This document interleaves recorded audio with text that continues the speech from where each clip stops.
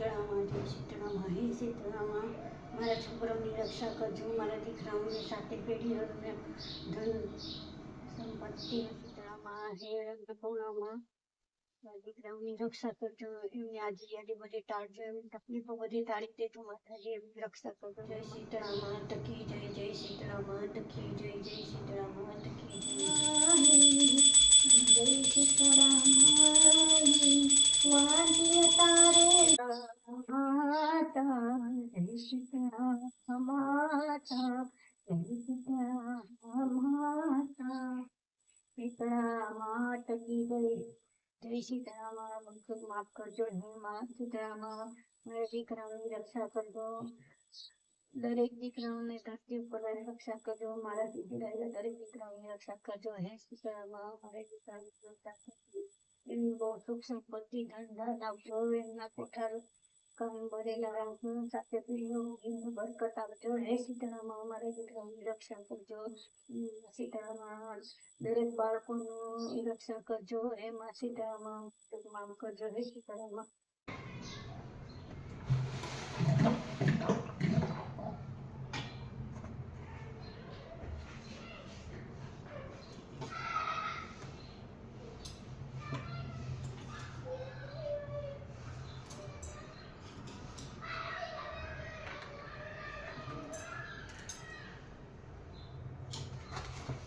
બોલો શીતળા માત કી જય.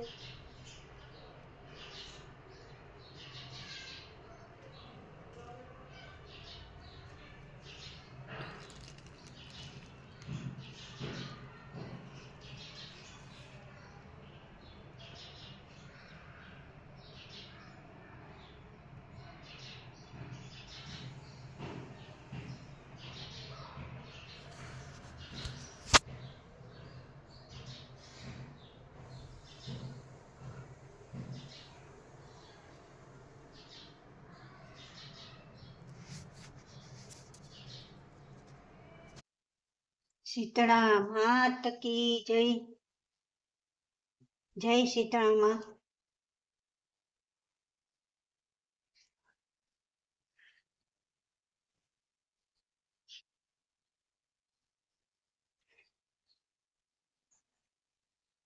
જય શીતળા માત કી જય, જય શીતળામાં. બધાની મનોકામના પૂરી કરજો હે માં શીતળામાં.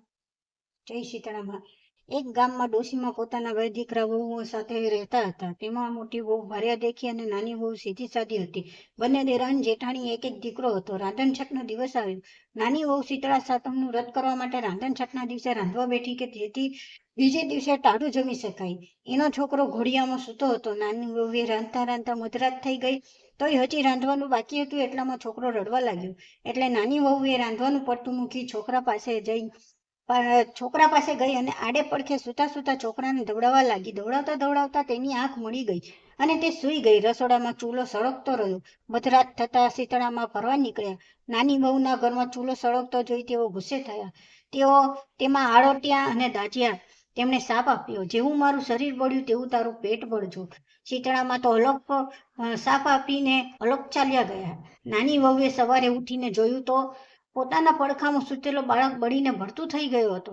તેને પોતાની ભૂલ સમજાઈ. તેને લાગ્યું નક્કી શીતળામાં કોપમાન થયા લાગે છે. આથી તે રડવા લાગી અને માથું કૂટવા લાગી. એને રડતી સાંભળી એની જેઠાણી અને સાસુ દોડતા દોડતા ત્યાં આવી પહોંચ્યા. તેઓ છોકરાને જોઈ બોલ્યા, નાની વહુ, રાતે તું ચૂલો સળગતો મૂકીને સૂઈ ગઈ હશે, તેથી શીતળામાં તારી ઉપર કોપમાન થયા છે. તું તારા છોકરાને લઈને શીતળામાની ડેરી પાસે જા અને તારી ભૂલચૂક કબૂલ કરીને તેમની માફી માંગ. માં તારી ઉપર દયા કરશે. નાની વહુ તો છોકરાને ટોપલામાં નાખી ચાલી નીકળી. રસ્તામાં એક તળાવ આવ્યું. નાની વહુ તળાવ પાસે ટોપલો આવી તળાવમાંથી પાણી પીવા લાગી કે તળાવમાંથી અવાજ આવ્યો, બાઈ, તું આ તળાવનું પાણી પીશ તો મરી જઈશ. તું શા માટે રડે છે એ તો કહે. એટલે નાની વહુ બોલી, શીતળામાં મારી ઉપર કોપમાન થયા છે, એટલે તેમને મારા છોકરાને બાળી મૂક્યો છે, તેથી હું માફી માંગવા જાઉં છું. બહેન, તું શીતળામાં પાસે જાય છે તો મારું પણ પૂછતી આવજે ને, કે અમે એવા તો શું પાપ કર્યા હશે કે કોઈ અમારું પાણી જ પીતું નથી, અને જો કોઈ ભૂલે ચૂકે પીવે છે તો મરી જાય છે. નાની વહુએ તો પાણી પીધા વગર ટોપલો માથે ચઢાવ્યો અને રડતી રડતી આગળ ચાલવા લાગી. આગળ જતા રસ્તામાં તેને બે આખલા મળ્યા. તેમના ગળામાં ઘંટીનું એક એક પળ હતું. તેઓ લડતા હતા. નાની વહુએ જોઈ આખલાઓ બોલ્યા, બહેન તું શું કેમ રડે છે? શીતળામાં મારી ઉપર કોપ્યા છે એટલે માફી માંગવા જાઉં છું. તો બહેન શીતળામાને અમારું પણ પૂછતી આવજે ને કે અમારા કયા પાપના લીધે અમારા ગળામાં ઘંટીના પળ બાંધ્યા છે અને અમે શા માટે લડ્યા કરીએ છીએ. સારું કહીને નાની વહુ ત્યાંથી ચાલી નીકળી. થોડેક દૂર ગઈ ત્યાં એક બોરડીમાં ઝાડ નીચે એક મેલી ગયેલી ડોશીમાં માથું ખંજવાળતા બેઠા હતા. એણે જોઈ ડોશીમાં બોલ્યા, બહેન ક્યાં જાય છે? જરા મારું માથું તો જોતી જાને. નાની વહુ દયાળુ હતી. તેને શીતળામાની દેરીએ જવાની ઉતાવળ હતી, છતાં તે પોતાના બાળકને ડોશીમાના ખોળામાં મૂકી તેમનું માથું જોવા માંડી. વહુએ ડોશીમાના માથામાંથી ઘણી લીખો અને જુઓ કાઢી મારી નાખી. આથી ડોશીના માથાની ખંજવાળ ઓછી થઈ. એમણે વહુને આશીર્વાદ આપતા કહ્યું, જેવું મારું માથું ઠર્યું એવું તારું પેટ ઠરજો. આટલું બોલતામાં તો ચમત્કાર સર્જાયો. ડોશીના ખોળામાં રહેલો છોકરો સજીવ થઈ કિલકિલાટ કરવા લાગ્યો. વહુ તો આશ્ચર્ય પામી. તેને ખાતરી થઈ ગઈ કે આ ડોશીમાં બીજું કોઈ નહીં પણ શીતળામાં જ છે. તે શીતળામાના ચરણોમાં ઢળી પડી. ડોશીની જગ્યાએ એકદમ પ્રકાશ પથરાયો અને એની જગ્યાએ શીતળામાં ઊભા રહી ગયા. નાની વહુએ શીતળામાના દર્શન કરી તેમની માફી માંગી. પછી નાની વહુએ તળાવના પાણી વિશે પૂછતા શીતળામાએ કહ્યું, બેટી ગયા ભાવમાં એ તળાવ એક સ્ત્રી હતી. એ બહુ અદેખી હતી. એણે ત્યાં કોઈ ચીજ વસ્તુ લેવા આવે તો એ કોઈને આપતી નહીં. સવારમાં વલોણું કર્યા પછી કોઈ છાશ લેવા આવે તો તે પાણી નાખીને છાશ આપે. તેના પાપનું નિવારણ એ છે કે તું એ તળાવનું પાણી ખોભામાં લઈ ચારે દિશામાં છાંટે અને પછી તું પાણી પીવે તો પશુ પક્ષીઓ અને વટે માર્ગો એનું પાણી પી શકશે. નાની વહુએ પછી પેલા બે આખલાની વાત પૂછી ત્યારે શીતળામાએ કહ્યું, બેટી આ બંને આખલાઓ ગયા ભવમાં દેરાણી જેઠાણી હતા. તેઓ એટલા બધા ઈર્ષાળુ હતા કે અડસ પડસના કોઈ તેમના ઘેર દળવા ખાંડવા આવે તો બંને જણા તેમનું અપમાન કરીને કાઢી મૂકતા. એટલે આ ભવમાં તેઓ આખલા બન્યા છે. તું એમની પાસે જઈને ગળામાં રહેલા ઘંટીના પડ છોડી નાખજે અને નાખે તો તેઓ સંપીને રહેશે. આટલું કહી શીતળામાં અંતર્ધાર્ય થઈ ગયા.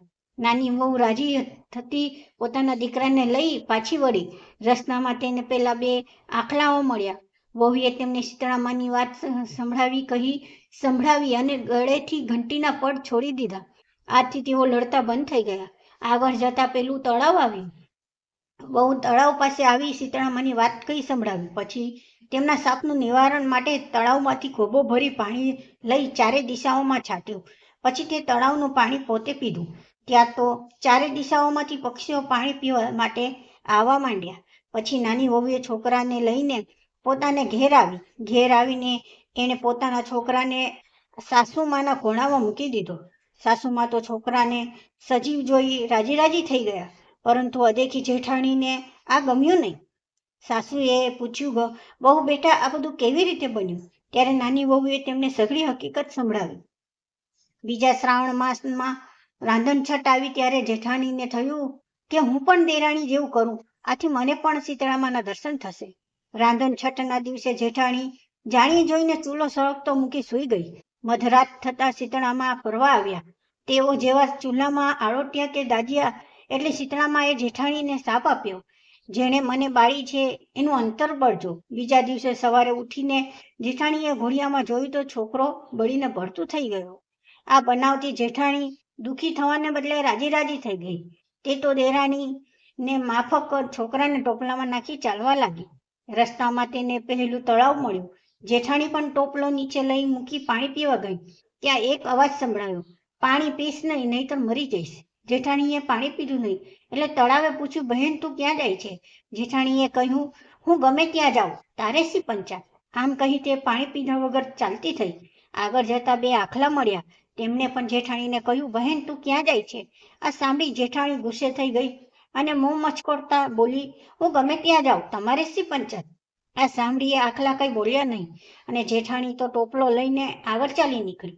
આગળ જતા રસ્તામાં પેલી મેલી ગયેલી ડોસી મળી. તે માથું ખંજવાળતી હતી. એને જેઠાણીને કહ્યું, બહેન મારું માથું જોઈ આપને. આ સાંભળી જેઠાણી બોલી, હું કાંઈ તારા જેવી નવરી છું કે તારું માથું જોઈ આપું? હું તો શીતળામાની શોધમાં જ આવું છું, આમ કહી તે ચાલી નીકળી. તે છોકરાને લઈને ખૂબ જ રખડી, પણ ક્યાંય શીતળામાનો ભેટો ન થયો. આખરે કંટાળીને તે મરેલા છોકરાને લઈ પાછી આવી. દેરાણી ભક્તિભાવવાળી અને દયાળુ હતી, તેથી તે સુખી થઈ. જેઠાણી તેના સ્વભાવના લીધે દીકરો ખોઈ બેઠી. હે શીતળામાં, તમે જેવા દેરાણીને પડ્યા એવા તમારી ભક્તિ કરનાર સૌને ફળજો. જય શીતળા માત કી જય. ચકલી દાણાચન કોઠાર ભર. જય શીતળામાં. ભૂલચૂક માફ કરજો, મારા દીકરાઓની રક્ષા કરજો. હે શીતળામાં. આ વાર્તા ઉપરથી ખબર પડે છે કે ભૂલથી ભૂલ થયેલી હોય તો માતાજી પણ માફ કરી દે છે, પણ જો હાથે રહીને ભૂલ કરી હોય તો એ આપણને ભોગવવી જ પડે છે. અને આપણો સ્વભાવ શાંત અને દયાળુ રાખવો, તેથી માતાજી સૌની મનોકામના પૂરી કરે છે. જય માતાજી. માતાજીની આપણે સ્તુતિ બોલીએ. જય શીતળામાં. શીતળામાની સ્તુતિ. શીતલે ત્વયી જગમાતા, શીતલે ત્વયી જગત પિતા, શીતલે ત્વયી જગમદાતી, શીતલાય નમો નમઃ. ન મંત્રો નૌષધ તસ્ય પાપ રોગસ્તે નિધતે, ત્વમેકા શીતલે ધાત્રી, નાન્યા પશ્યામિ દેવતામ. હે શીતળામાં, મારા પરિવારને નિરોગી રાખજો, સ્વસ્થ રાખજો અને મસ્ત રાખજો. અમારા ઘરમાં મારા પરિવારની બધી મનોકામના પૂરી કરજો અને મારા દીકરાઓને સદાય રક્ષા કરજો અને સ્વસ્થ રાખજો. જય શીતળા માત કી જય. જય શીતળામાં.